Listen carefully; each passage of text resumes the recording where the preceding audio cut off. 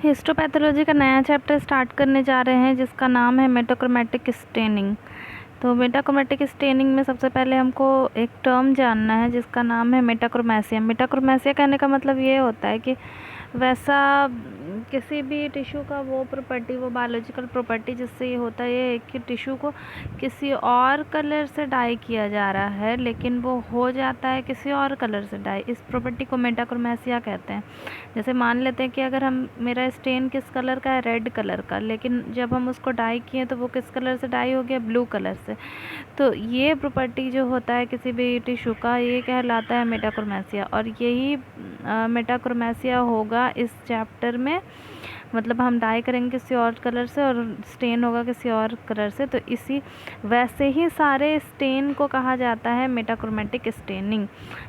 जितना भी स्टेन वैसा है जो इस तरह का प्रॉपर्टी रखता है कि टिश्यू को स्टेन करेगा किसी, खुद स्टेन होगा किसी और कलर का, लेकिन टिश्यू उसको स्टेन करके जब हम देखेंगे, माइक्रोस्कोप एग्जामिन करेंगे तो उसमें किसी और कलर से स्टेन होगा। तो वैसे सारे स्टेन को हम मेटाक्रोमैटिक स्टेन और प्रोसेस को मेटाक्रोमैटिक स्टेनिंग कहा जाता है। यहाँ पे भी प्रोसेस या फेनोमेनन लिखा हुआ है, मेटाक्रोमैसिया क्या होता है। तो सबसे पहले यहाँ पे दिया हुआ है कि कुछ सर्टेन डाई ऐसे होते हैं जो एनिलीन ग्रुप से बिलोंग करते हैं और that will differentiate particular tissue component, जो कि टिश्यू के में अलग अलग जो कंपोनेंट होता है उसको अलग अलग कलर का दिखाते हैं by giving them different colour to that of original dye. यानी ओरिजिनल डाई किसी और कलर का होगा और वो स्टेन किससे होगा, दूसरे कलर का होगा।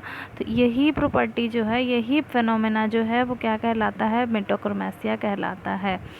तो जैसे कि यहाँ पे बताया हुआ है कि the tissue element reacting in this manner are said to be exhibiting metachromasia. वो सारे टिश्यू एलिमेंट जो इस तरह से स्टेन होते हैं, वो सारे टिश्यू एलिमेंट जो है वो एग्जिबिट करते हैं कौन सी प्रॉपर्टी, मेटाक्रोमैसिया की प्रॉपर्टी।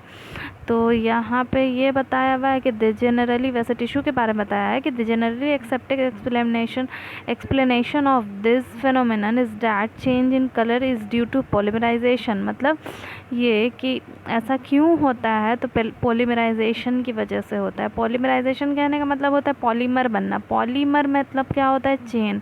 यानी कि जो टिश्यू होगा उसमें चेन का फॉर्मेशन हो जाता है उस डाई से। मतलब सारे टिश्यू के कंपोनेंट के बीच में कोई जगह नहीं बचता है, चेन बना देता है जिसकी वजह से कलर जो है वो चेंज हो जाता है। तो वही बताया हुआ है कि पॉलीमराइजेशन होता है, यानी कि चेन का फॉर्मेशन होता है जिसकी वजह से डाई का कलर चेंज होता है। उसके बाद यहाँ पे बताया है कि सल्फेटेड सब्सटेंसेस आर हाईली मेटाक्रोमैटिक। बोल रहा है कि सल्फेटेड सब्सटेंस जितने भी होते हैं, यानी कि वैसे सब्सटेंस जिसमें सल्फ़र का अमाउंट ज़्यादा होता है, वो उतने ही ज़्यादा मेटाक्रोमैटिक होते हैं। फॉर एग्जांपल दिया हुआ है मास्ट सेल ग्रेन्यूल्स।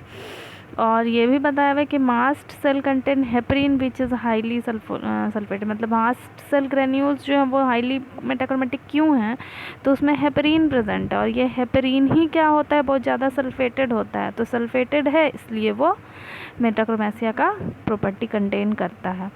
कुछ जो है मेटाक्रोमैटिक डाइज के बारे में बताया हुआ है, कौन कौन से हैं। तो मिथिलीन ब्लू है, मिथाइल वायलेट है, थायनीन है, क्रिस्टल वायलेट है, टोलिडीन ब्लू है। ये सारे डाइज जो हैं वो कौन सा प्रॉपर्टी रखते हैं, तो मेटाक्रोमैसिया का। अब यहाँ पे मेटाक्रोमैसिया के बारे में थोड़ी सी बात और दी हुई है कि मेटाक्रोमैसिया जो है वो take place when certain negatively charge groups on the tissue react with cationic dyes. यानी कि टिश्यू के जो कौन से कंपोनेंट होंगे, जो कंपोनेंट टिश्यू के नेगेटिवली चार्ज्ड होंगे वो किससे रिएक्ट करेगा, जाके कैसे डाई से, कैटायनिक डाई से। यानी कि वैसे डाई जो कैटायन जिसमें प्रेजेंट है। तो टिश्यू के नेगेटिवली चार्ज्ड ऑर्गेनेल्स कंपोनेंट्स वो कैटायनिक डाइज से क्या होते हैं, जा कर के रिएक्ट करते हैं और दूसरा कलर देते हैं। यहाँ पे ये बताया हुआ कि on polymerisation the original colour of the dye changes to another colour. वही बताया हुआ है कि जा कर के उससे रिएक्ट करेगा, रिएक्ट करके क्या बना देगा, चेन बना देगा। दोनों कंपोनेंट के बीच में जो भी स्पेस रहेगा वो ख़त्म कर देगा और चेन बनाता जाएगा। तो चेन बनाता जाएगा, स्पेस कंपोनेंट्स के बीच में जो भी स्पेस है वो ख़त्म होता जाएगा और सब एक दूसरे से जुड़ करके चेन बनाता जाएगा। तो चेन बनाने को पॉलीमराइजेशन कह रहे हैं। और पॉलीमराइजेशन होगा तो ओरिजिनल डाई का कलर जो होगा वो चेंज हो जाएगा और स्टेन हो जाएगा किसी और कलर का।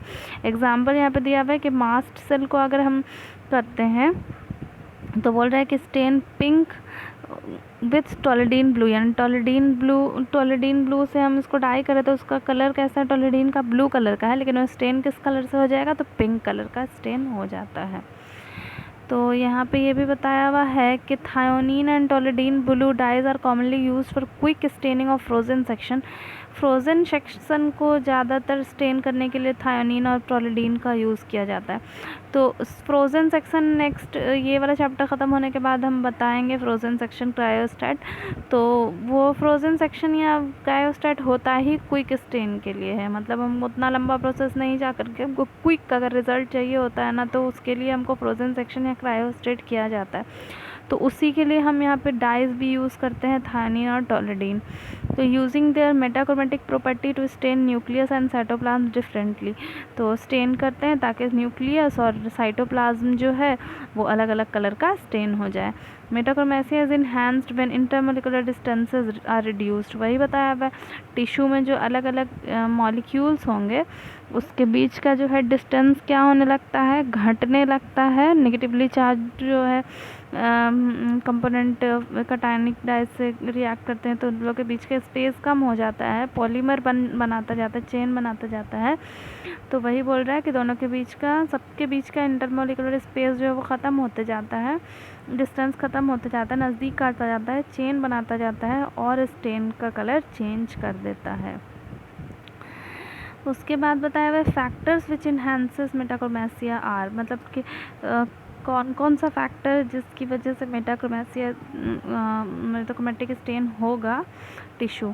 तो पहले ये बताया हुआ है कि increasing the concentration of dye, concentration जो है डाई का यानी स्टेन का बढ़ा दीजिए तो उतना अच्छा स्टेन होगा। डिक्रीज़ कर दीजिए टेम्परेचर, पीएच बढ़ा देने के लिए बोल रहा है। और वाटर या पोलर सॉल्वेंट अगर होता है तो उसके बीच का जो मॉलिक्यूल के बीच का जो स्पेस होगा वो ख़त्म हो जाता है। वंडरवाल्स फोर्स लगता है सारे मॉलिक्यूल के बीच, तो स्पेस कम हो जाता है, नज़दीक आ जाता है, पॉलीमर आसानी से बनता है, तो उसकी वजह से स्टेन भी ज़्यादा तेज़ी से और अच्छा होता है। इन टिश्यू बताया है यहाँ पे कि in tissue there is a high concentration of anion. Example बोल रहा है कि sulphated mucopolysaccharide the cationic dye molecule may be held in such close proximity to one another. मतलब यही बोल रहा है कि अगर कंसंट्रेशन एनायन का ज़्यादा होगा तो बोल रहा है कि कैटायनिक डाइज मॉलिक्यूल जो होंगे वो क्या होंगे, क्लोज प्रोक्सिमिटी, नज़दीक, एक दूसरे के नज़दीक ज़्यादा आएंगे। वंडरवॉल फोर्स जो है एग्जर्ट होगा दोनों के बीच में और स्पेस कम होता जाएगा, पॉलीमर ज़्यादा तेज़ी से बनता जाएगा और इसी की वजह से मतलब दूर मॉलिक्यूल है तो जो है डाई डाला तो उसका कलर, जैसा कलर है ब्लू कलर का डाई है तो ब्लू ही रहेगा, लेकिन जैसे मॉलिक्यूल नज़दीक आता जाता है तो इसकी वजह से कलर जो है वो चेंज होता जाता है और ब्लू से पिंक हो जाता है। उसके बाद बताया हुआ है कि टिश्यू कंपोनेंट जिसको मेटाक्रोमेटिक स्टेन से डाई किया जाता है तो कौन से टिश्यू कंपोनेंट है, तो एमोलॉइड मटेरियल है, मास्ट सेल ग्रेन्यूल्स है, म्यूसिन कार्टिलेज है। ये सब जो है ज़्यादातर मेटाक्रोमेटिक स्टेन से किया जाता है। और इसमें जो बताया हुआ है मेनली जो है सबसे ज़्यादा जो डिमॉन्स्ट्रेट किया जाता है, देखा जाता है, एमोलॉइड ही देखा जाता है टिश्यू में मेटाक्रोमेटिक स्टेन के थ्रू। अब स्टेन जो किया जाता है, दो कॉमन स्टेन है जिसके बारे में हमको पढ़ना है जो मेटाक्रोमेटिक स्टेनिंग करता है, वो क्रिस्टल वायलेट स्टेन है और कॉन्गो रेड स्टेन है जो एमोलॉइड को देखने के लिए यूज़ होता है टिश्यू में। तो एक एक करके अलग अलग वीडियो में हम क्रिस्टल वायलेट और कॉन्गो रेड स्टेन को एक्सप्लेन करेंगे, उसका प्रोसीजर है, मेथड मतलब, और एम, प्रिंसिपल, रिज़ल्ट, सब कुछ अच्छे से बता करके। ये वीडियो अगर अच्छा लगा तो प्लीज़ वीडियो को लाइक कर दीजिएगा और कोई प्रॉब्लम हो तो कमेंट करके पूछ सकते हैं। और चैनल सब्सक्राइब नहीं किए तो प्लीज़ चैनल को सब्सक्राइब कीजिएगा और प्लीज़ ज़्यादा से ज़्यादा शेयर कीजिएगा प्लीज़।